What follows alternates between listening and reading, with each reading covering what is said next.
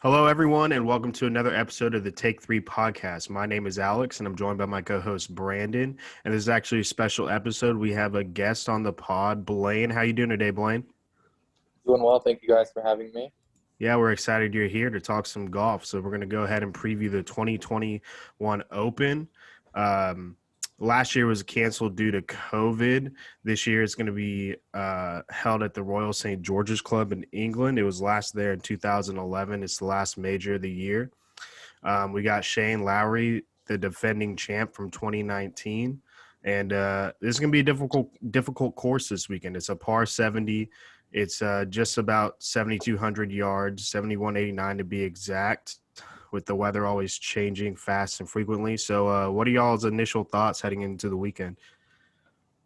I'll give Blaine the floor first as the guest.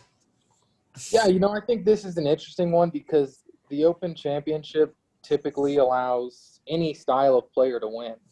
You guys did a U.S. Open preview last month, and you guys kind of nailed it. It's the bomber style course. That's how the USGA sets it up. It's all about who can hit it the furthest, and then muscle it through the rough. And this is a totally different style. Of course, it's links style, but it doesn't fit a specific golfer profile. So I think my initial impression is really just, it's going to be a mixed bag. You can't go in here and say bombers only. You can't go in here and say bombers can't win. You got to kind of have an open mind. So if you look at the past winners, 2003 Ben Curtis and 2011 Darren Clark. I mean, what are we doing here? This is truly a course where anyone can win.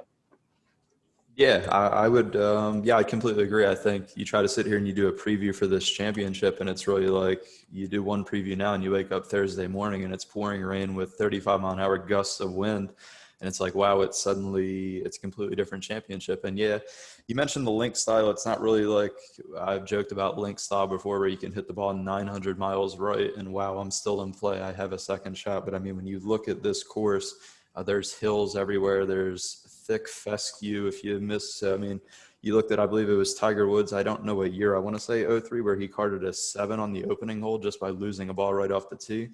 So it's not really like wide open as most people would think of links golf, where you can just go hit the ball wherever and you'll be able to save it. So it, as you said, it really presents anybody can win. That's why when you look at, all who's favored, it's weird that they would have one golfer way ahead of the field when anything can happen. You hit one bad shot and you could be out of this championship within 2 holes.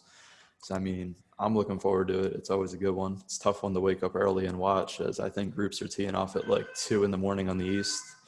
So it's crazy. Yeah, like you said, it's a tough course. How much weight do y'all put into the last time they played there 10 years ago in 2011? Do you give the guys that played there last time an advantage at all? I don't. I mean, of course, familiarity is always nice, but I did go back and rewatch the final round. Watched it twice, actually, 2011 final round. The one thing I did notice about this layout, Brandon did nail it with the fescue and all that, but the big difference between other major championships, especially in contrast to the U.S. Open, is if you miss the fairway, 2 yards to the left or 2 yards to the right on a U.S. Open setup, you're in the thickest of rough. What I noticed, doing some reading, of course, this week, and then watching that final round in 2011, is that's not where the danger is. You can miss, 5 yards right, 5 yards left, and be fine.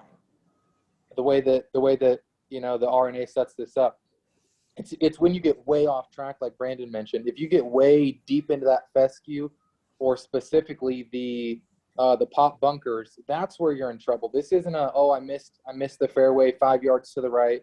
I gotta thrash it out like Bryson and Brooks have to at the U.S. Open. You can manage your way, through this course if you're hitting it straight within reason. But as soon as you get into those bunkers, or as soon as you have those massive shanks or slices and you're way off track, that's when you're really in trouble. So this sort of sets up in a way that it's still going to be of course, it's always going to be a ball striker's course at really any major championship. But specifically, if you can just avoid the pot bunkers and avoid the big misses, you're going to give yourself a chance. Yeah, I would agree with that as well. I don't really put much credence into what happened 10 years ago. I mean, as Blaine said, you can have course familiarity, but he pretty much nailed it on the head. You've got to, these practice rounds, I think, are crucial early in the week because you want to figure out where's the area, where do I want to land on this hole, right? Because the fairways are so undulated as well, and you want to avoid the bunkers. So it really becomes it really turns out to be a second shots course. Can you get yourself somewhere on the fairway, around the fairway, in a spot where you're comfortable with, not on a hill, ball below the feet, ball above the feet, and just try to get yourself the best opportunity to attack these greens. I'm going to assume, I mean, open greens, they're larger than normal. But there's a lot of slopes on them as well. They're pretty undulated. So it's going to come down to a lot of second shots and being able to navigate your way around the greens as well, depending on what the wind looks like. But no, I would not really put a huge amount of credence into the 2011 Open Championship here. And that's the other thing quickly is that the danger here is bunkers and the undulations. As Brandon said, it's the sloping. This is in wild contrast to American style golf where, at the US Open, you can be, pretty much in a bunker. Well, they said it last month. I think you guys may have mentioned it on the podcast. There were golfers saying our misses were aiming for the bunkers.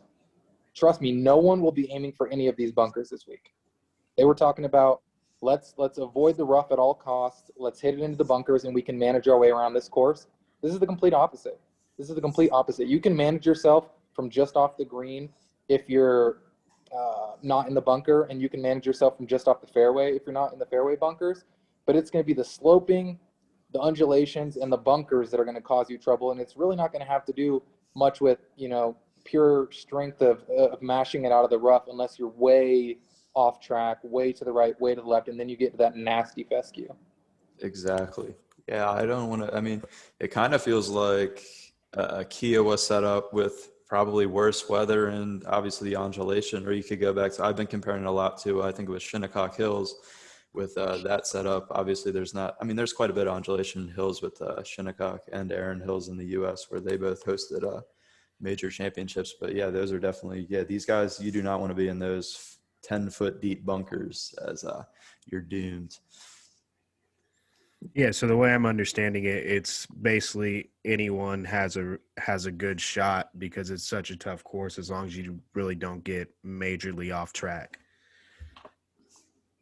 Course management. Exactly. Yeah, I would agree. I mean, you've seen guys like, exactly as Blaine said, there's the Darren Clarks of the world that win in 2011. There's the Shane Lowrys of the world, Francesco Molinari's win Open Championship. It's really the guys that don't get in bad spots and find a way to put a couple shots together as the field around them crumbles is what it feels like. Yeah, so let's talk about some of the top guys. You got John Rahm coming in as the favorite at plus 700, looking for back-to-back wins. He's got a big odds-wise, he's got a big lead just looking at the numbers that they expect him to do much better than the others. Do you think that's a little exaggerated, or do you think he should come in as like a heavy favorite? I mean, I think it's fair to put him out there as the favorite. He's coming off the U.S. Open win. He played well at, I believe, the Scottish Open last week. His game fits when you look at him as a links player in general, that his game matches it. But, I mean, where I disagree, and I think where we'll end up disagreeing, is how far ahead. I had it as 8-1 as this morning. You mentioned even as 7-1, and then you have Brooks Koepka back there, who's arguably, I mean, on any given weekend can play just as good a golf, and he's 17-1. So I think, I mean, it's not unfair that John Rahm is the favorite. I'd probably have him as the favorite as he's in the best form. But I just think the margin that they have him at is a little crazy.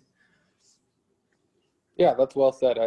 I just don't think – I think he opened at plus 850, and the next closest, at least on Monday when it originally released, was plus 1,700. So they were literally telling you he was twice as likely, as the next guy. And I think this is, it's the old adage that you can't win a golf tournament on Thursday, but you can lose it. And that's the problem with these odds, is that John Rahm could, a couple wayward shots, and he gives himself no chance of winning the tournament. And that's why you can't say that he should have such a wide disparity in the odds, but he should totally be the outright favorite going into it. Okay, I like that. And if y'all were betting just straight up winners, what are your leans? Like, who do y'all like? I mean, when you're looking at it for me, I like Jordan Spieth 19-1. He's won an Open before, and he seems to be a guy that can navigate the bad conditions. I mean, I think we saw in that championship where he won, he hits a ball embedded into a hill and walks back, I believe, back to the driving range and rips the ball over the hill. But I mean, Jordan Spieth just seems like a guy. I like the number, and I like how comfortable he is, and kind of he's been in every scenario that golf can throw at him. He's been at the top. He's been at the low. He knows how to navigate if he's in a bunker, if he's in the rough. So, I mean, that would be one of my guys. Also, I like Koepka as well. I just feel it's Brooks. It would be crazy to not like Brooks Koepka at that type of number, knowing that he's a major guy. He's going to want to get a claret jug to kind of complete. I feel like he wants the career Grand Slam, so he's going to want to try to close in on that and take that momentum into next year's Masters to try to complete a career Grand Slam. So those are just two off the top. I mean, there's multiple guys that I kind of like in this thing as well. Yeah, for me, it's a tough one in the outright betting market, just because it's one of those tournaments where so many things can happen, and I'm not one that vaults right to the top of the board. I mean, if you put a gun to my head and just said, "Tell me the winner," I would say Jon Rahm. But in terms of bets I would actually make, I think really the only one that stands out to me in terms of just extraordinary value at this point is the Bryson number at 33 or 35-1. Just because, Bryson's one of those guys, and, a lot of people say this. It's the game of golf is one where any of the top 10 in the world, if they play to their ceiling, which doesn't happen often, but if everything goes peak their way, any one of the top 10 golfers in the world can run away with an event. We saw that with Jon Rahm at Memorial. We saw Dustin do that last year on a couple of courses. And same thing. Bryson did it last year at the U.S. Open. If you talk about, peak Bryson, there's not a world where anybody would be shocked if Bryson won this event by 4+ strokes. So, I mean, just the value, you're looking at a golfer that 2 months ago, after I think he had one win this year at API, Arnold Palmer, 2 or 3 months ago, you looked at the futures markets and he was the favorite to win the remaining majors. So the fact that, you could have got him at plus 1,200, plus 1,400 a few months back, and now they're giving you, more than twice that number. They're giving you a 33, a 35-1. It's just the value is there for me in terms of if I'm going to, lay down some cash to make some cash. I can't do it with Rahm. Brooks is even a little tough. A lot of those guys are really in the same 17 to 22 to 1 neighborhood. That I think Bryson it's just eye-opening to see the guy that was the favorite for the remaining majors in this season to be at 33, 35-1. That's facts. That's why you're the betting man. I also like Fleetwood down there at 45-1. I can't lie. He's had success at Open Championships, and he had success at Shinnecock, which is probably a harder layout than this course. So just to toss that in. But that's valid. Bryson DeChambeau, I mean, you're getting probably a top 5 player in the world at that value. It's scary. Yeah, I'm glad you brought up Bryson. That's the number that caught my attention at 35-1. It just seems like a little too low, like if there's good value as a bet. But I want to ask y'all about one other guy, Rory McIlroy. He missed the cut in 2019, but he has a pretty good record when it comes to this major. 3 top 5 finishes in his last 4 appearances, won in 2014. What do y'all think what do y'all expect to see from him? I mean, Rory could definitely, he's right in that range where although he's like sporadic, he's probably at his heyday, he's probably still a top, 10 to 12 guy in the world. So it's like, and he's in his wheelhouse, right? He played all this style of golf growing up. So it's like, it wouldn't be crazy to see Rory McIlroy hoist the trophy on Sunday, although I don't think it'll happen, but it's like, I mean, it's not a bad value if you wanted to lay off Brooks, if you wanted to lay off Xander, and then obviously stay away from Jon Rahm. If you wanted to flirt with Rory McIlroy in his own backyard, I wouldn't say it's a bad idea. Yeah, for me, he's more of a DraftKings or a DFS type play for me, just because the range of outcomes. I mean, you talk about a guy that can go out and shoot 80 in round 1 and he's done, and he's planning on eating sandwiches in Sandwich, England, on Saturday. or a guy that can another one of those guys. If it's peak Rory, everything goes right. His ball striking, obviously, he's one of the best drivers in the world, but his approach, and then he has one of those hot putting weeks. It wouldn't shock me if Rory McIlroy wins this event by 4. So to me, he's not a guy I'm comfortable with, placing money on as an outright winner. But sandwiched in between Rahm at the top and then Brooks, who are going to be definitely the top 2 high-end golfers in DFS this week, he's kind of in that no man's land. So you talk about everyone going all the way to the top with Rahm, or people dropping back a little bit with Brooks's major history. Rory's more of a DFS play for me. I like that. Get some leverage from the field, maybe a lower owned elite golfer still that can come out. I like that. Are there any like dark horse guys y'all think like under the radar, even lower than Bryson at all? I'll let Blaine take that off the rip. Yeah, well, in my model, it sounds crazy, and I'm not sure. You'll have to pull up his odds, Alex. I know they're not, he's way down the board, but number 1 in my model this week is Corey Connors, actually. So there's a name for you right off the bat. Abraham Answer is also he's number 3 in my model. I wouldn't feel good about that, though. I'm looking at his sand save numbers. He's 91 in this field out of 156 players in sand saves. And you got to think about that. He's 91st in this field, and this is sand saves out of American bunkers. Exactly. So if Abraham Answer, can't succeed out of American bunkers, I want no part of him finding pot bunkers all week.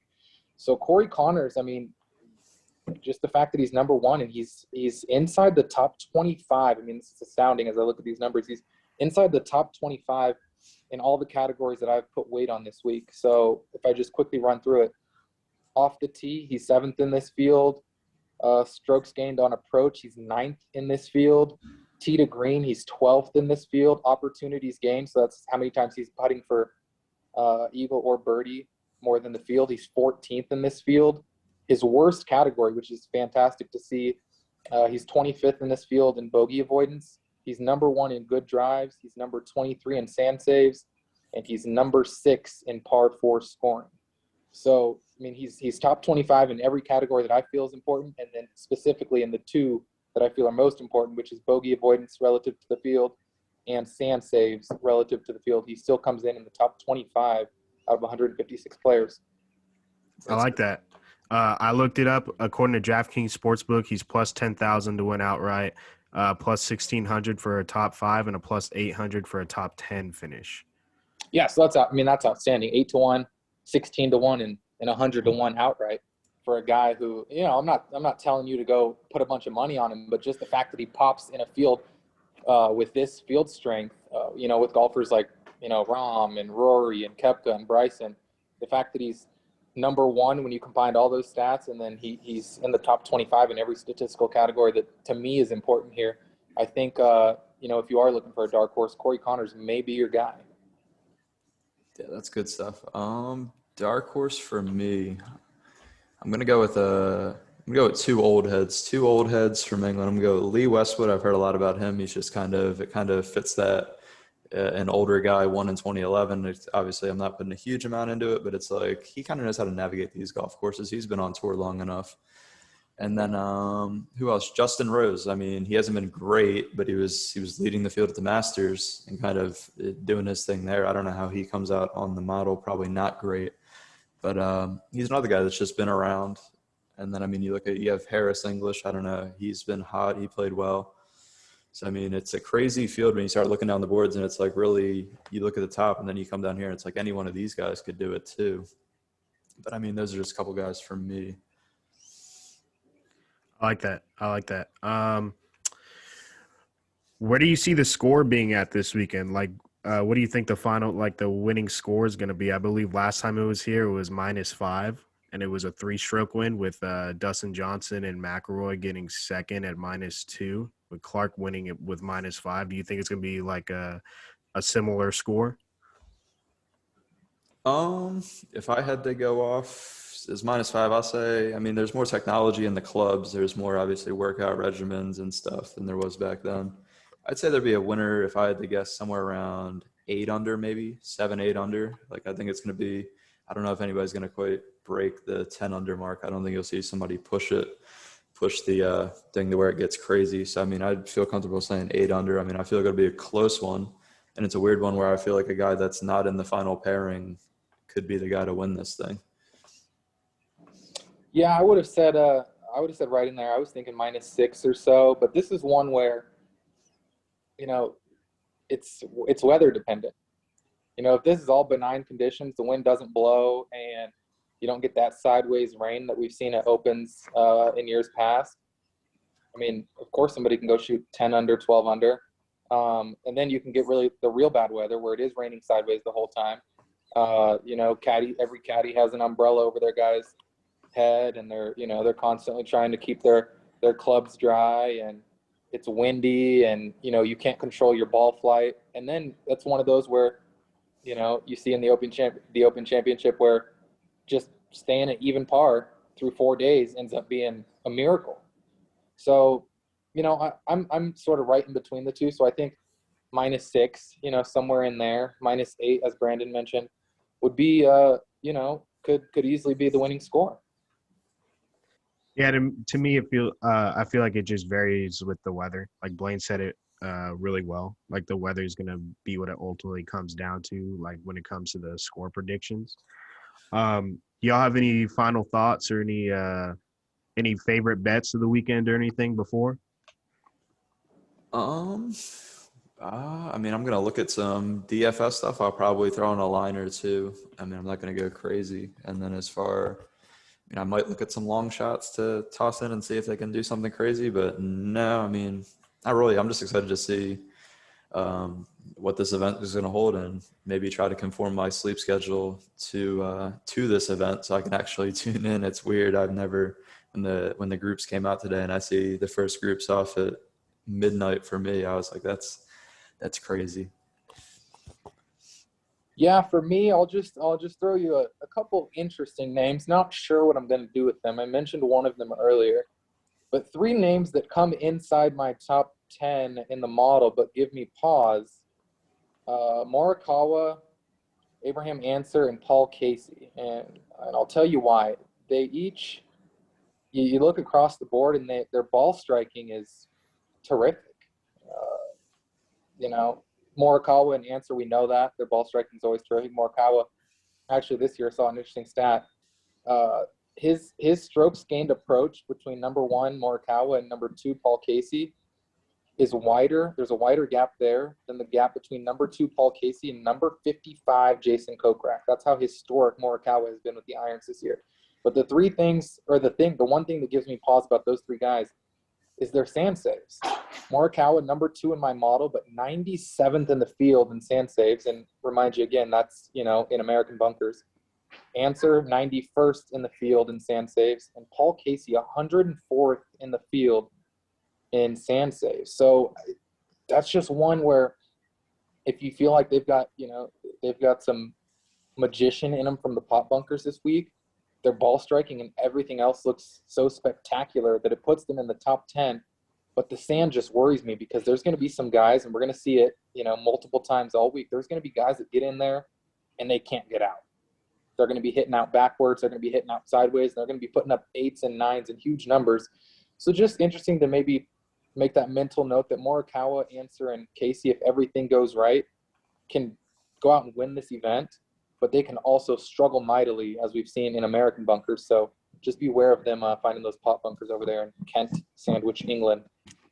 That's facts. Morikawa scares me around the green in general. Maybe not even in a bunker. He's very deadly accurate with the irons, but his around the green game, along with Answer, they're kind of like similar golfers. It's very weird how similar they are, and they both struggle around the green. But obviously, any given weekend, those are great points, though. I like it a lot. That's great analysis. I'm going to go ahead and ask y'all one more question. Do y'all have any closing or final thoughts before we get out of here?